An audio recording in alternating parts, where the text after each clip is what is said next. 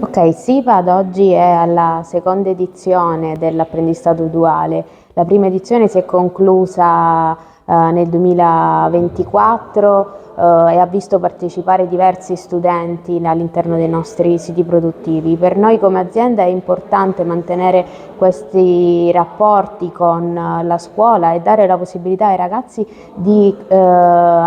informarsi direttamente sul campo tramite la formazione on the job, in quanto possono diventare per noi delle risorse importanti e sono messi in un contesto altamente innovativo dove in realtà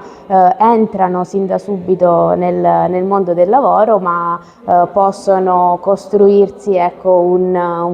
un futuro di crescita e di sviluppo sia per l'azienda ma anche per loro, con una crescita tecnico-professionale ma anche personale. Quindi speriamo anche per il futuro che le prossime edizioni i ragazzi possano accogliere, ecco, questo progetto e noi come azienda ci impegneremo sicuramente a portarli avanti e a continuare in questi percorsi.